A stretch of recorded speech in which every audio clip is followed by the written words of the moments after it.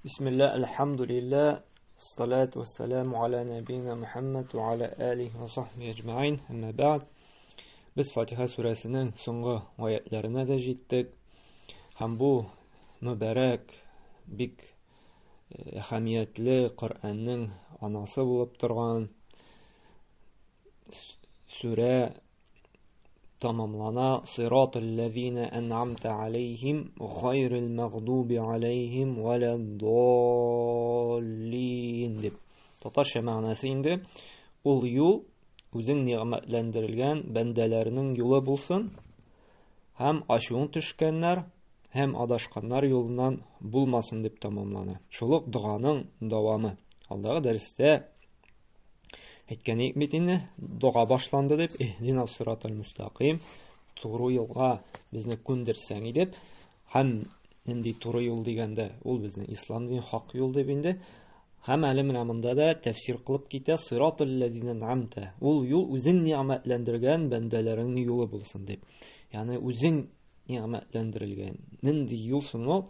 Аллаһы Тәгалә ниъмәтләндерелгән юл. Бу аятны Коръән бит инде ул бер сүрә икенче сүрәнең бер аят, икенче аятны тәфсир кыла, аңлата, шарх кыла, бәян кыла бит инде.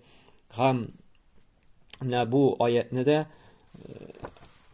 тәфсирләүче, бәян кылучы аят бар, ул Ниса сүрәсенең 69-нчы аятында инде. Әмма ул аятны укыганчы белергә кирәк, менә бу ниъмәт ул иң зур ниъмәтләрнең берсе булып тора. Ул дин ниъмәте, иман ниъмәте һәм дөньяда да күңел тынычлыгы табу. Менә бу иң зур ниъмәтләрнең берсе инде.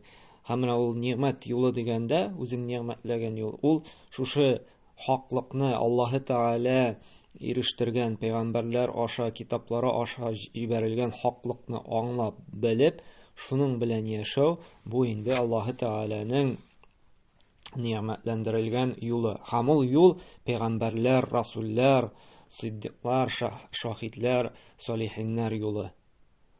Һәм инде менә әйткәнебезчә, Ниса сүрәсенең 69-нчы аяты моңа дәлил булып тора. Без шуны укып, шушы аят белән дәлилләрбез. Аллаһ Субханаһу ва Тәгалә менә ниъмәтләнгән юл нәрсә дигәндә, Ниса сүрәсенең 69-нчы аятында әйтә: "Ва ман юти'иллаһ ва расула фаулаика ма'аллазина ан'ама Аллаһу алейхим минан набiyyin вас-сиддиқин ваш-шуһада'i вас-салихин ва хасуна улаика рафиқа". Кемне Аллаһка һәм Расулына итагать итсә ди, күрәсезме? Шушы ниъмәтләнгән юл, димәк, нинди юл икән? Аллаһы Тәгаләгә буйсыну, аңа табыну, аңа итагать итү һәм аның Расулына, Пәйгамбәр саллаллаһу алейһи ва сәлләмгә иярү, аның сөннәтен үтәү, аның хадисләрен өйрәнү, шуның белән яшәү, шушы юлның бер өлеше икән. Алар ди Аллаһ тарафыннан ниъмәтләндерелгән бәндәләр ди. Алар пәйгамбәрләр, сиддиклар, шаһидләр һәм изге гамәл кылучылар белән булырлар ди. Алар юлдаш буларак иң яхшылар ди. Менә бу аятта күрдек, кемнәр ул шушы ниъмәтләнгән Аллаһы Тәгаләнең юлыннан баручылар. Аллаһы Тәгаләгә һәм аның Расулына буйсынучылар. Һәм буларга инде мисал китерде. Кем диде? Пәйгамбәрләр, расуллар. Беренче төркеме. Икенчесе сиддиклар, шулай бит. Ягъни тугры булучы кешеләр. Һәм өченчесе шаһидләр, һәм дүртенчесе инде салихиннар, изге гамәлләр кылучылар. Ягъни димәк, шушы дүрт төр кеше микән? Аллаһның ниъмәтләнгән юлыннан баручылар. Пәйгамбәр, расуллар инде, монсы инде бөтен кешегә дә хас, бөтен кеше дә моңа ия була алмый, һәм инде пәйгамбәрләр, расуллар инде бүтән килми. Чөнки Пәйгамбәр Мөхәммәд саллаллаһу алейһи ва сәлләм инде ул соңгы пәйгамбәр, соңгы расул ие. Кыямәт көне хәтлек бер нинди пәйгамбәр дә, расул да инде килмәячәк. Без инде бу төркемгә керә алмыйбыз. Ә менә сыддыклар, шахидләр, салихиннар.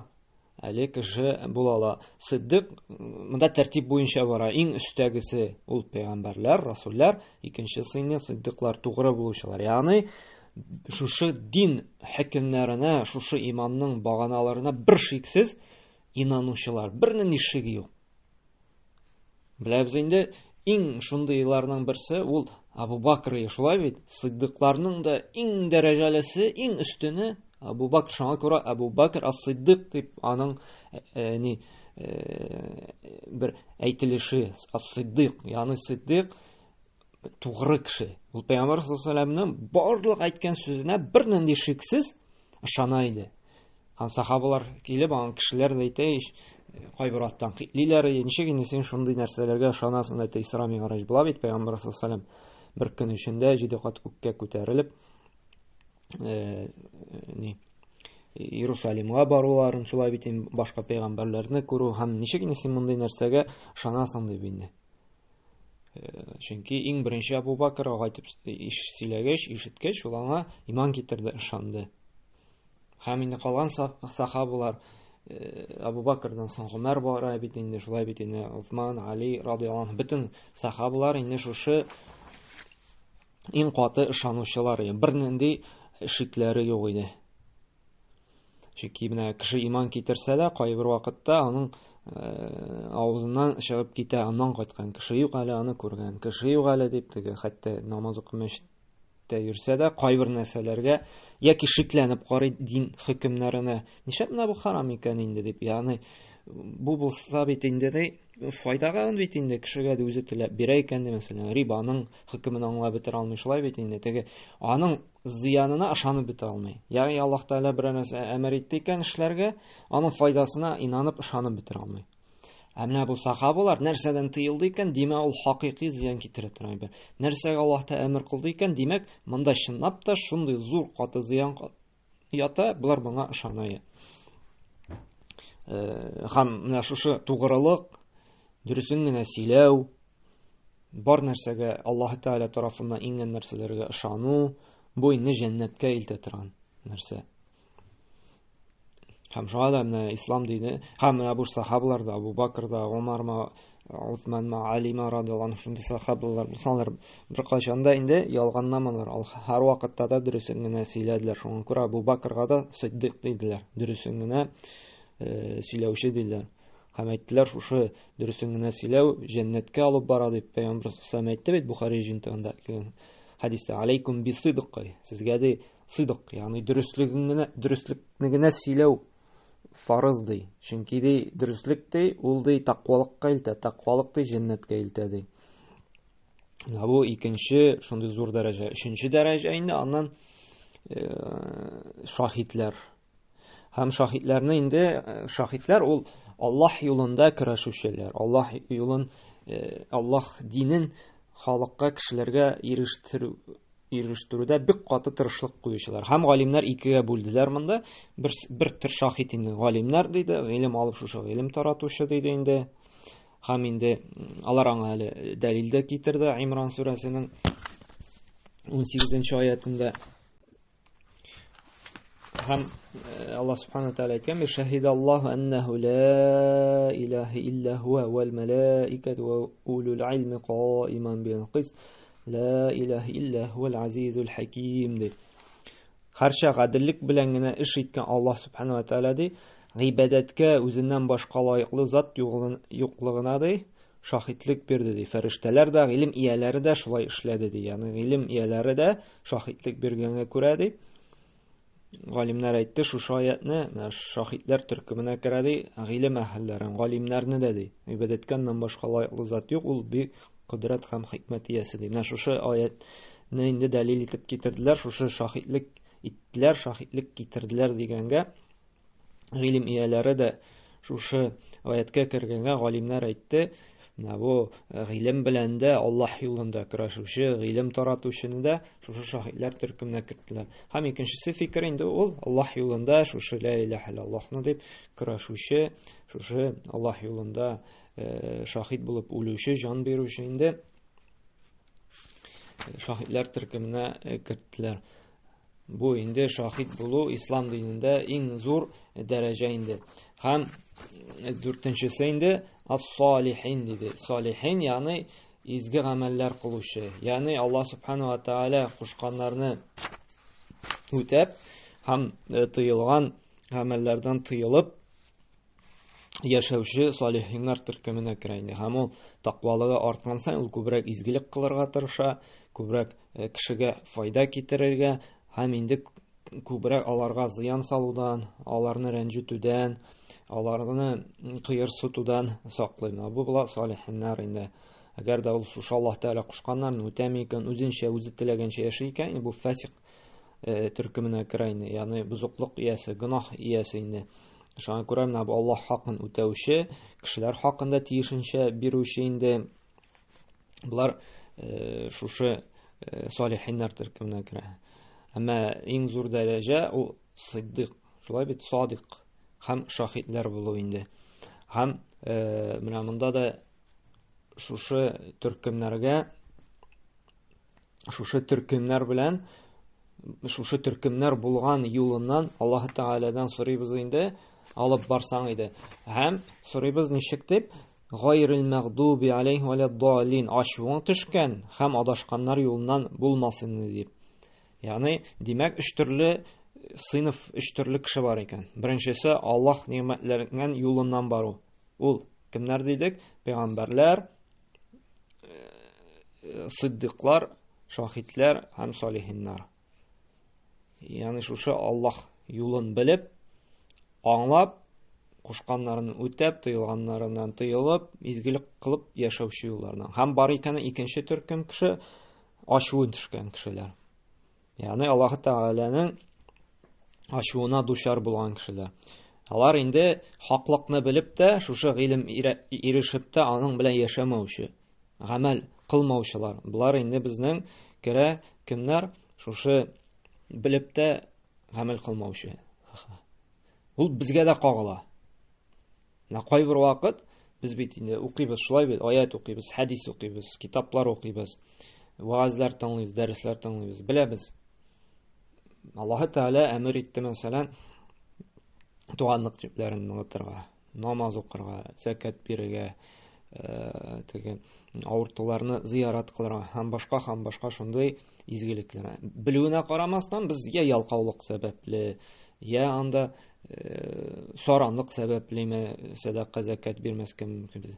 Я анда башка төрле гызыр табып инде шушы изгелекне үтәмәскә мөмкин без. Мәсәлән, күбебез белә намазның фарыз икән. Әмма бармасыннар белсәләр дә намаз укучылар. Бик әз бит, шулай бит. Әмма күп татарларга килгәндә дә үзебезнең милләткә күбесе белә намазның фарыз икәнен. Һәрбер үзен мусульманга санаган кеше, мин мусульман дип әйтә икән, аңа көненә 5 тапкыр намаз уку фарыз, бурыч булып тора. Аллаһ каршында үтәлергә тиешле бурычы, фарызы. Әмма уланы белә, әмма уланы үтәми. Я ялкаулык белән инде, я анда эш эшлисе бар ди, вакыт жалкы ди намаз укырга, мин кәсеп итәсем бар ди. Ягъни белә уланы. Белә закат бирергә фарыз икән дә бурыч, әмма саранлана бирми, үзе эшләп тапсын ди. Белә туганлык җепләрен ныгыту да ислам дине буенча фарыз, әмма уланы ныгытмый. Ягъни белә, гыйлеме бар, дини мәгърифәте бар, әмма эшләми. Бу гыйлем булып та, ишетеп та, укып та, аңлап та, шуның белән яшәми икән, мондый кеше инде Аллаһның ачуы астында яшәүче кешеләрдән була икән. Ягъни Аллаһның ачуы төшә икән. Һәм бу бик куркыныч хәл инде. Мәйдә сүрәсенең 60-нчы аятында да Аллаһ субхана ва тааля әйтә бит: "Кул хал унаббиукум бишаррин мин залика масубатан индаллаһ, من لعنه الله وغضب عليه وجعل منهم القردة والخنازير وعبد الطاغوت أولئك شر مكانا وأضل عن سواء السبيل." Син тагын булай дип әйтте: "Мин сезгә Аллаһ хузурында буласы җәза ягыннан тагын да яманрак нәрсәләр турында хәбәр итимме?" ди. Аллаһ Тәгалә сорау бирә. Аллаһ каршыннан ди, Аллаһ хузурында ди, җәза ягыннан тагын да куркыныч шундый яман була торган нәрсә турында хәбәр биримме ди. әгәр дә ди Аллаһ кемне дә булса ләгънәт кылып һәм ачуланган булып ди, ачуланган. Кемнәр ачуланган? Гыйлем булып та, намаз укуның фарыз булуын белеп тә укымый икән, ураза тотуның Аллаһ каршында бурыч, хобби гына түгел, бездә бит халыкта таралган намаз укулар, дин тоту хобби кебегрәк. Сәламәт буласың килсә, шулай бит, вакытың күп ди синең, шулай бит инде. Хәзрәт, абыстай буласың килсә, бер һөнәр сайлыйсың ди шундый, да, астагфирулла. Ягъни бездә бит намаз укучы үзенә бер һөнәр сайлаган шикелле, теге мулла була, абыстай һөнәре бар инде, типа дини юналларны бер эшләтүче. Ул уйламый һәрбер кеше намаз укырга тиеш дип. Юк, ул аны күрә бер хобби кебек. Телисең икән, эшлисең, теләмисең икән, син ышандың икән, бәрү җәннәтле була дип уйлый. Юк, ялгыша. Ышанып кына әле мин мусульман дип кенә әле җәннәтле булып булмый. Һәм бу дөньяда да мин мусульман дип кенә бәхетле булып булмый. Юк, Аллаһы Тәгалә хакын үтәмичә, Аллаһы Тәгалә кушкан фарызларны, бурычларны үтәмичә, бер ничек тә җәннәтле булып та, бу дөньяда да бәхетле булып, мусульман да булып булмый. Ә менә хакыйкый мусульман булыр өчен, менә Аллаһ таләп иткән үстебездә булган бурычларны үтәү фарыз. Намаз уку көнне 5 тапкыр, Рамазан аенда ураза тоту, байлыгың бар икән, закат бирү мөмкинчелегең бар икән, хаҗ кылу, туганлык җепләрен оту, әти-әнигә итаәт итү, күршеләр белән яхшы мөгамәләдә тору, авыр хәлдә калганнарга ярдәм кылу сузу, Куръан укырга өйрәнү, хәләлне хәләл итү. Беләбезме соң бүгенге көндә нәрсә ул хәләл, нәрсә ул харам? Белү генә түгел, кайберәүләр белергә дә теләми. Белгәннәр әле белеп тә аның белән яшәми. Шуның белән әле без җәннәтле дә буласыбыз килә. Һәм нәрсә ди Аллаһ Тәгалә?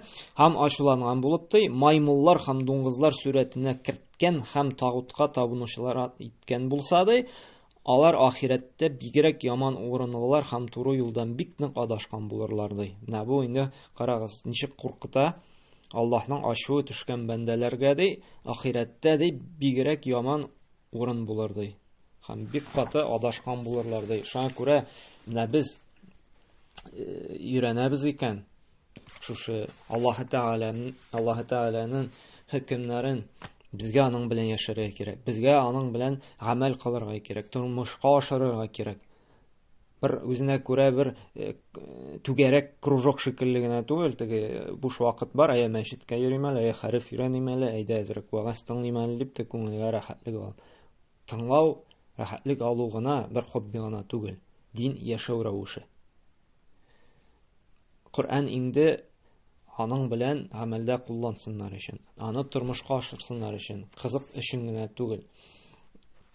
Шуңа да менә без Аллаһның ачуы төшкән бәндәләрдән буласыбыз килмәсә, безгә нишләргә кирәк? Менә шушы ишеткән, белгән вагазлар белән вагазланып инде тормышка ашырга. Һәм өченчелеше даллин, адашканнар юлыннан булмасын. Кемнәр адашканнар? Белмичә гыйбадәт кылучы. Тегесе белеп кылмый, монсы белми, әмма ул кыла. Андыйлар да бар. Мәсәлән, ул үзенчә намаз укый. Анда үзе вакытлар билгели, үзенчә дугалар укый. Ягъни динне үзенчә трактовать итә. Ягъни Аллаһ Тәгалә кушканча түгел, андыйлар бар менә. Намазны укый мәсәлән, татарча, гарәпчә сүрәләр белән түгел, яра мин татарча да азанын әйтә, татарча уразаны тота. Аллаһ Тәгалә билгеләнгән иртәнге намаздан акшам намазына хәтлек түгел. Тота анда мәсәлән, иртәнге 8-дән кичкә 5-кә хәтлек кенә бар шундыйлар да. Минем ди организм шулай нитә ди. Аллаһ Тәгалә динне җиңеллек итеп җибәрде ди. Организм ничек үзен яхшы хис итә, менә шулай барырга тиеш ди. Намазын укый анда иң мөһиме ихлас булырга тиеш ди. Кая карап укыйсың син, нинди киемнән укыйсың, мөһим түгел ди. Хәтта бар менә шираткан булды, монча чыгаларда, кием кисәк эссе була ди, трусиктан гына намаз укыйлар. Әйтәсең, бу бит гаврәтне капларга кирәк, абзый нишлисең син? Юк, безнең менә күңелдә чиста булырга тиеш, ихласлык булырга тиеш. Менә ничек телим, шулай итеп Аллаһны яратып, мин гыйбадәт кылырга тиешмен дип, шундый кайбер алашкан юлдан баручылар да бар.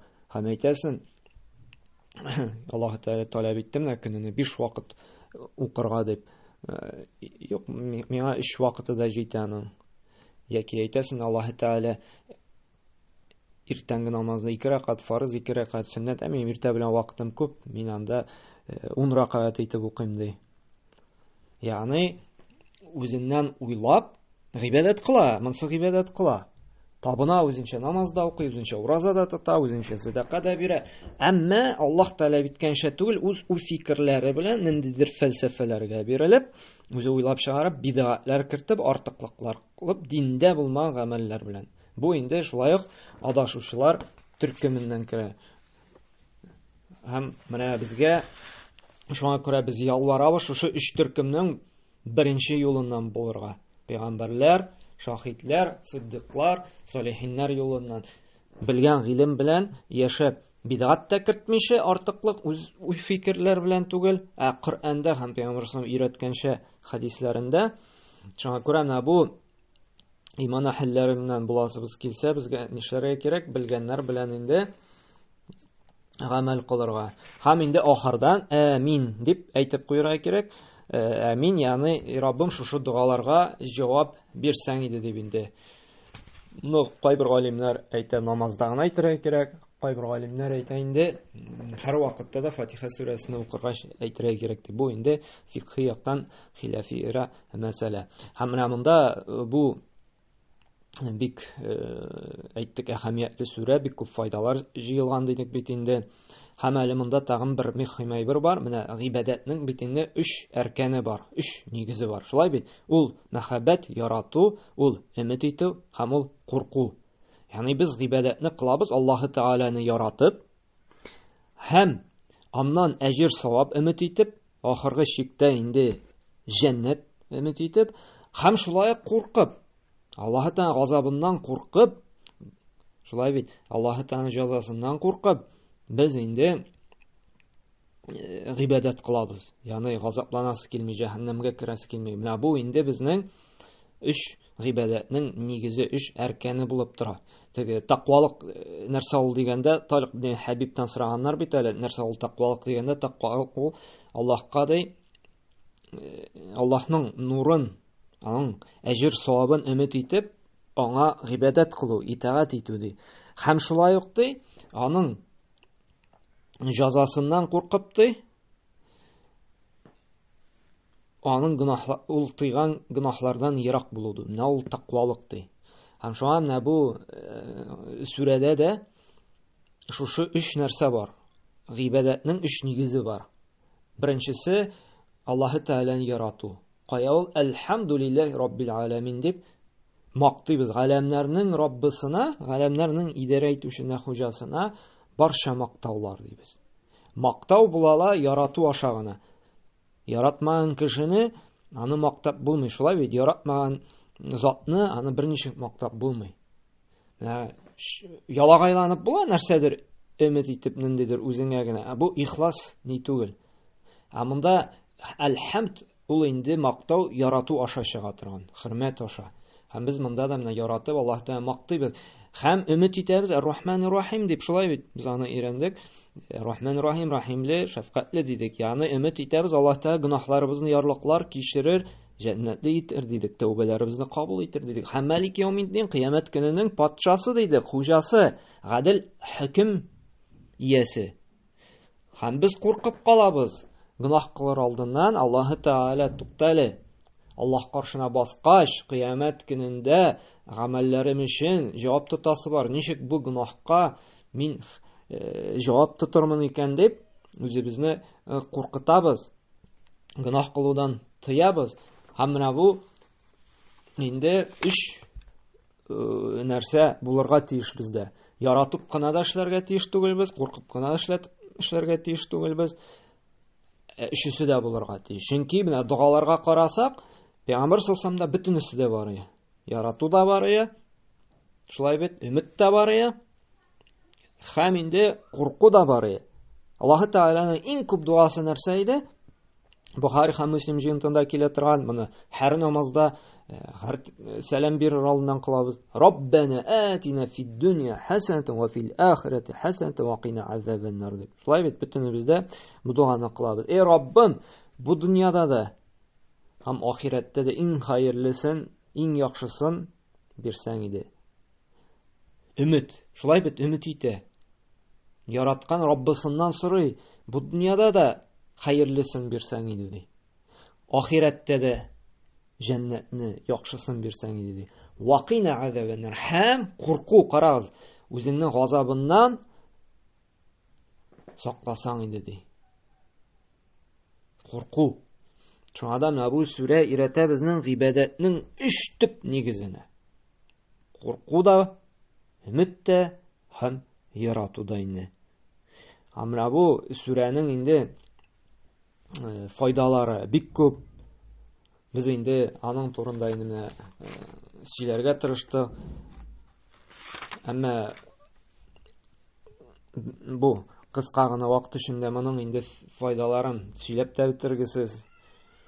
Галимнәрнең хәтта 5-шәр томлы шушы бер Фатиха сүрәсенә язылган китаплары да бик күп. Әмма инде бик мөһим файдаларны без сөйләргә тырыштык. Шуңадан бу сүрәне фикерләп, аңлап укырга тырышырга кирәк. Шушы 7 аятта да Аллаһ Тәгаләне мактау да бар, Аллаһның исем-сыйфатлары да бар, кыямәт көн тасвирлау да бар, шулай бит туры юлга өндәү дә бар. Гыйбадәт Аллаһка гына тиешле һәм аннан гына беркемнән дә сорамыйча, беркемне тиңдәш итеп алмыйча, аннан гына ярдәм сора ни дә бар, дәлиле дә бар. Һәм шулай ук дуганың әдәпләре дә бар. Аллаһ Тәгаләгә ихлас булу да бар. Бөтен файданы үз эченә алган сүрәләрнең берсе. Изге гамәлләргә дә этәрү бар. Һәм инде гынаһлардан тыелу да бар. Шуңадан бу сүрәне фикерләп, укып, аның белән яшәргә һәм бигрәк тә хәзер бит инде тәфсирен, аның мәгънәсен аңладык. Бу безне тагын да намазыбызда, укыганда хушуклык белән намазыбыздан тәм табып укырга ярдәм итәргә тиеш. Чөнки бу тәфсир дәресендә бирүнең файдасы бигрәк тә аңлап гамәл кылу булса, икенчесе намазыбыздан тәм табу, ләззәт алу. Укыганда аңлап укысак, хәбит инде гарәпчәсендә бирдек, тәрҗемәсендә бирде. Шуны дәфтәргә күчереп язабызмы анда, яки булай ятлыйбызмы?